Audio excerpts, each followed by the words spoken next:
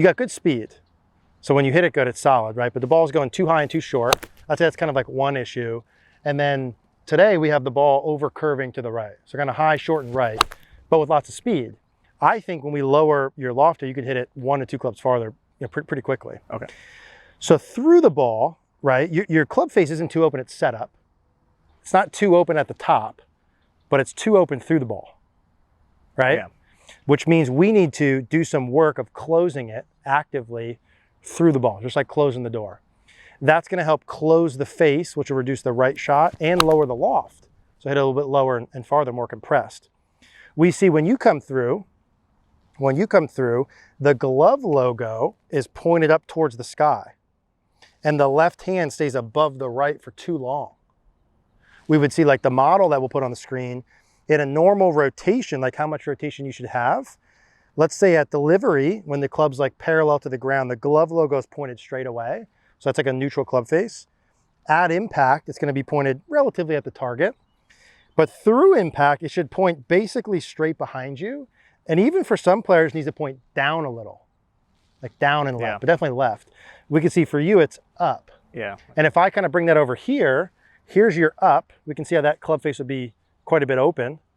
Here would be if I were to have a normal release, glove logo away, glove logo behind, that would make the club face like real square. And I wouldn't mind if we overdid it a little in the beginning and had the glove logo even down and left a little. That would like close the face. Mm-hmm. But kind of the worst thing for us would be up towards the sky too long, would be too open. Okay. But if you're swinging, does that make sense? We're like, imagine you're swinging and the club face is too open through the ball. And just... Yeah, your brain's never gonna be like, all right, dude, let's swing more inside with that open club face, right? Because you hit it even farther right. So from a like motivation perspective for your brain, we have to close the club face first. It's so important. Then we can do the path part second. That makes sense. That makes sense? Yeah. So you hop in there. So I'm not messing with too many things at once. And you have to do it in the right order. If you guys are watching this and you have a similar thing with like pulls and fades, if you've got a club face that's too open, you cannot change your path first. You have to change the club face first. If the face is open, your brain's never going to swing from the inside.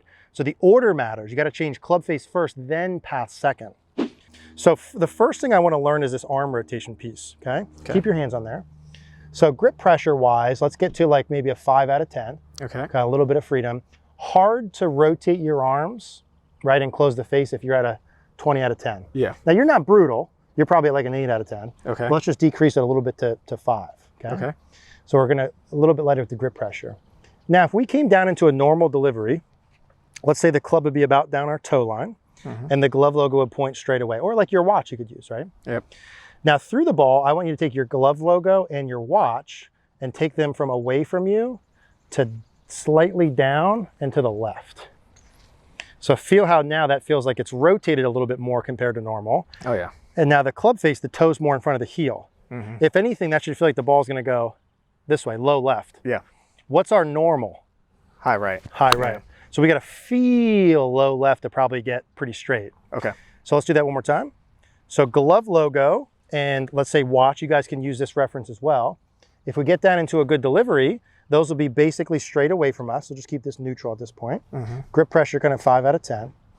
And this is just a normal amount of rotation. This doesn't rotate like 180 degrees, guys. This isn't like adding a lot of manipulation or too much timing. This is just a normal amount. Toe slightly in front of the heel, right? From this angle, glove logo away. Now we're gonna go glove logo behind you, toe slightly in front of the heel. So if we pull that up to the camera, see how that closed the club face? Yeah. Which is what we want. Close, yeah. Normal for us, just one more time, then we'll start swinging. Normal for us would be like here, a little exaggerated, but kind of glove logo up, left hand above the right. It's night and day. Very open, yeah. Right? So when you go play golf, regardless of anything else in your swing, you should be able to manually right away feel more arm rotation to close the club face, right? So if you're playing golf and you're missing high right, high right, weak right, you're allowed to feel more arm rotation right through the hit to change that. That is A-okay, okay? So let's do that one more time together and then we'll start hitting some. So we're gonna feel glove logo, 5 out of 10 grip pressure, glove logo club face. We're gonna have a little bit of arm rotation. Good.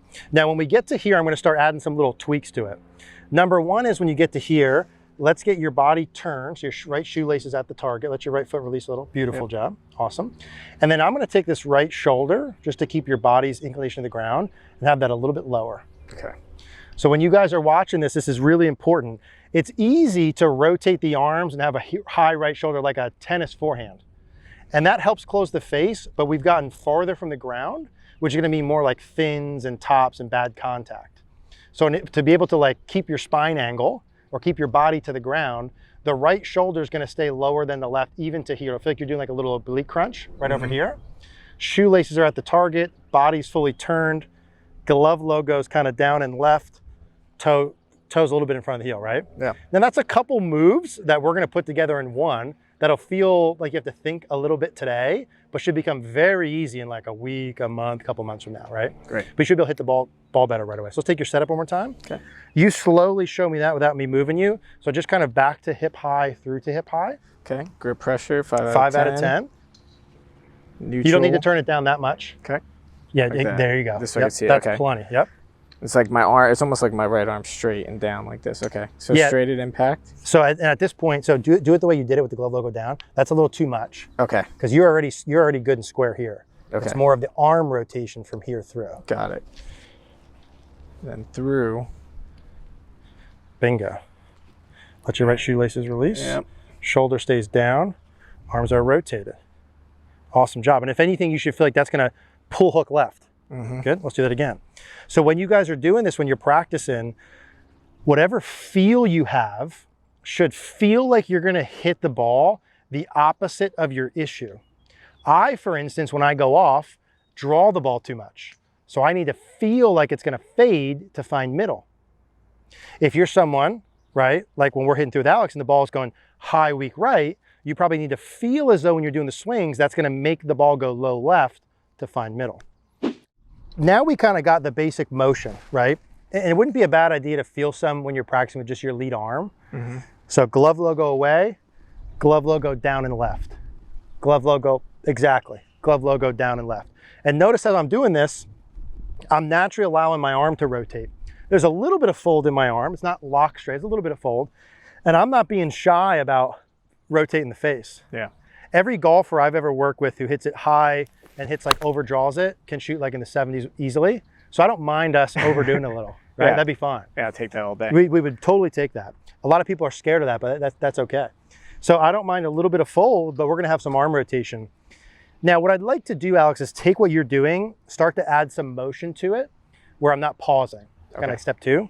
So what I'd like to do is I'm gonna take this club, I'm gonna go back to about hip high, feel the glove logo away from me, and I'm gonna come down, clip the mat, and feel like I rotate it on my way through, down and left. So I'm gonna do three swings like this with no pause, feeling the arm rotation. And I'm gonna feel like the club face is closing a bit more through the hit. And if I hit a ball with it, my feels are that relative to that target, it should go lower and more left than previous. So glove logo down and to the left. Good, so that probably was a slight pull draw, maybe 5 yards left of the target, which is what we're going for. Perfect, cool. You're feeling the glove logo down and to the left on the way through. Awesome. And for Alex, he needs this through the ball. His grip is already plenty strong. The face is already square enough during the backswing. He's got to close it more on the way through. If you struggle with an open club face, check your grip first. Make sure it's strong enough. Make sure the club face is square enough on the way back. He's already got that in there. Yes, awesome. A little bit more of a thud of the mat when you do it. Okay. Awesome. Especially if you struggle with thin shots. If you're doing practice shots, let's do another practice there. Okay. If you hit thin shots and you're practicing, make sure you get a good thud of that mat coming through. We don't want to have like, that was a little too clippy, right? You're going to hear that difference when you're practicing. Awesome. So your goal is to feel the arm rotation, feel the face closing. If we do it right, the ball should go a little more low left. Doesn't need to be perfect on the first 1 or 2. And then we'll add some layers in. Awesome. So a little bit behind it, right? But direction-wise, that ball's most certainly going to the left. Yes. Yeah, okay. Absolutely. That's it. Glove logo down and left. Beautiful job. So way, way lower ball flies. Now we're just doing a short swing first. Yeah. We got to learn this first. That's like, hey, just do the bar first. We'll throw a little weight on. way lower and way less to the right. Absolutely. Now, why did that happen? What changed in your swing that made the ball go from high right to like lower and straighter? Close and less loft. You got it. Yeah. So you threw the ball are feeling like you're closing the club face more, right? With a little shot and arm rotation, very good, to the point where the ball flies fairly straight. So the next question would be like, hey, how do I know if I'm doing this the right amount? And the answer, the beautiful answer is ball goes straight. Yeah. Right? How do I know if I'm not doing enough? Ball goes right. You got it. Yeah, nice. Arm rotation on the way through. Beautiful job. How good did that feel? I felt really good. And that's an example. Obviously, we can see the ball flight different, lower, and pretty darn straight, really. So like now you know, hey, the amount you're rotating your arms feels like a lot to you, but is actually just producing a normal amount, which we know because the ball's flying straight. Yeah. Right? And then we're just going to cue in on getting used to that feel. That was really good. It's great. And a fun fact with this, if you're watching, arm rotation wise, as measured, the best golfers in the world have the most amount of lead arm rotation in the downswing through the ball. They have the most amount, right? The most. They hit it the best. They are the most consistent. They have the most. Got to allow yourself to be okay feeling some arm rotation if you need to. Oh, dude. That felt really good. You want to do 1 or 2 full swings? Sure. I'm not going to do excited full swings. Yeah, just a nice neutral, 5 out of 10 grip pressure, arm rotation. And when you guys are practicing this, start like this, where you do a couple half swings, right? See the ball go lower and less to the right, maybe even draw some to the left. When you could do it good at half, go to 3/4, and you do good at 3/4, go to full, right? Work your way up. Mellow speed, but pretty full with the swing length. Glove logo down and to the left. Awesome, dude. There's a good example too. Like you didn't hit that perfect, but the ball's like only just a little to the right of the target. Very manageable, very playable, would be a good miss. Absolutely. Yeah? A huge thank you to our friends at ShotScope for sponsoring today's video.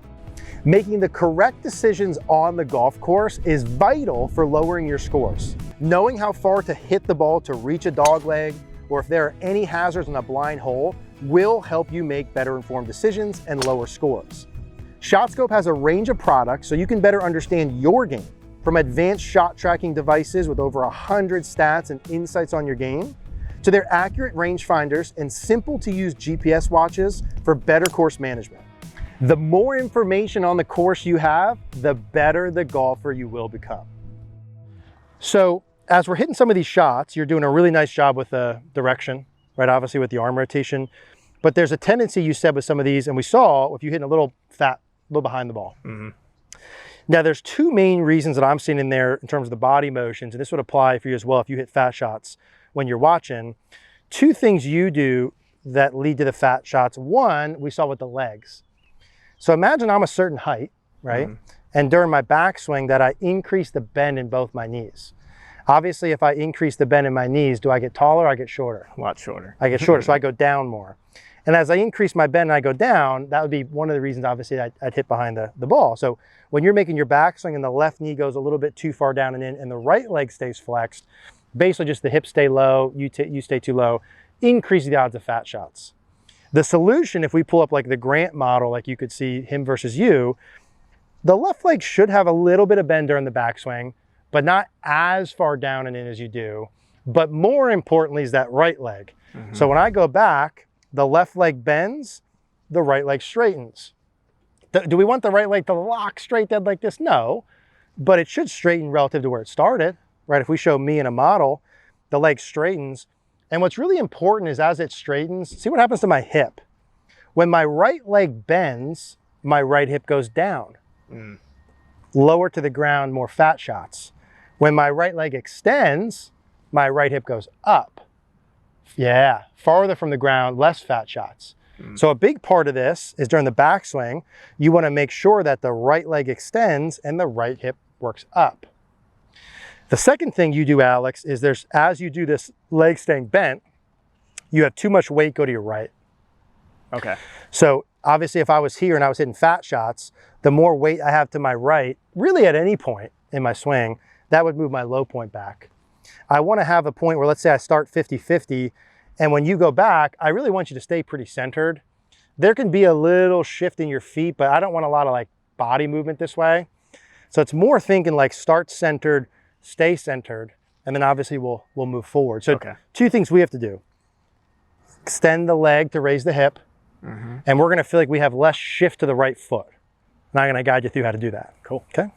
Obviously with Alex, the knees bend a lot, right? So the hips lower quite a bit. So because you lower as much, it's gonna feel a little more exaggerated. In a normal swing, you just want like a gentle changing of flex of the knees like we'll show. So let's start with the right leg. When you go back, right now, let's say your knee is bent to the point where it's like over the edge of your shoelace. Gradually, slowly start to take the club back. Yeah, exactly. This club is gonna gradually straighten to the top of the backswing to where like this. It's not locked straight, right? Still got a little bend to it. As this straightened, this hip got higher. Your left kneecap should feel like it basically stays like even with the ball. You don't want it to go down and behind the ball. Yeah. That'd be that kind of way. Show me the bad version. So bend this, that's you normal, right? So go ahead and reset your setup. So the good version is that left knee is gonna kind of just bend straight down towards the ball is fine. This is gonna feel like this extends as this goes up. Go ahead and slowly up to the top there. Yeah, bingo, perfect. So this hip is higher. You should feel like your body's farther from the ground. It does. Because you are, right? And that would mean like less fat shots. Yeah. Okay, do that again. So as we're extending the right leg to raise the hip a little, we'll show Grant on the video. Yeah, beautiful job. As you're doing that in terms of a pressure in your feet, you wanna feel like you're staying 50-50. So you'll probably feel like you have less weight on your right foot than normal. Is that correct? That is 100%. Yeah, so like right now, go ahead and do that one more time. Because there's feels and reels, right? You're probably gonna look, go ahead and do that one more again. So it's extend the, yeah, exactly. Let me show you what you look like, because it's not gonna be what it feels like. And this is the game we have to play when we change a swing. You, me, anyone watching, Tiger Woods, Scotty Scheffler. Like any change we make, the catch is that it has to feel goofy, different, weird, new, quite exaggerated. But when you look on camera, it should look good. Yeah. It's gotta look correct. But to get it to look correct, it's gotta feel goofy, right? Yeah. So this is gonna look remarkably normal. That looks remarkably normal. Like if I looked this at like this like a golf swing, and I was like, all right, how should the legs and hip move? You'd be like, well, that's about it, right? Like the left knee flexes pretty much straight down, the right leg extends, and you're just staying centered. Now, if we look at your normal, the old you, close your eyes. I can imagine it. Okay, well, there's you right there, right? We can see it there. Yeah. Wow. Right? That's incredible. So that just kind of puts you where you should be. But obviously right now you're feeling like, whoa, like, yeah, it's like holy cow. Yeah, 100%. What the hell? And like feeling like I have to put and force a bunch more weight on my left foot, even though I'm keeping it even across both, it feels like I'm putting more weight on my left foot. That's so important. And if this is in the video, I want you to listen to what he just said there. If you're shifting too far away from the target, it will likely feel like Alex does, which is it'll feel like you have a little bit more weight to the left. Say, Eric, oh my gosh, I don't want more weight left. Isn't that stack and tell? Isn't that bad? I don't want you that more left either. I just want you centered. But to get centered, it might feel like it's to the left. How you get yourself over that is as soon as you do the motion, you look at the video. Because we would both look at that, but we would say what? We'd be like, that looks good. Yep, right where it needs to be. And if we know it's right where it needs to be, then we're okay feeling that, right? Absolutely. So that's the like link that when you're practicing, you gotta be able to see it to confirm what you're actually doing is correct. Most of your focus is on the arm rotation, glove logo down and left. That's most of the focus. And we're just gonna have an awareness of keeping the weight a little more neutral, less shifting to the right during the backswing. Most of the focus is the arm rotation, a little bit of awareness of the weight. That's beautiful.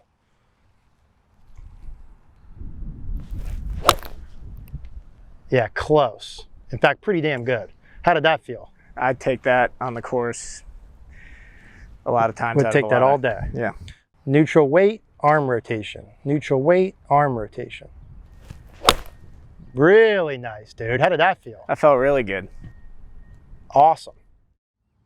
If you want to watch more like this, check out this video next.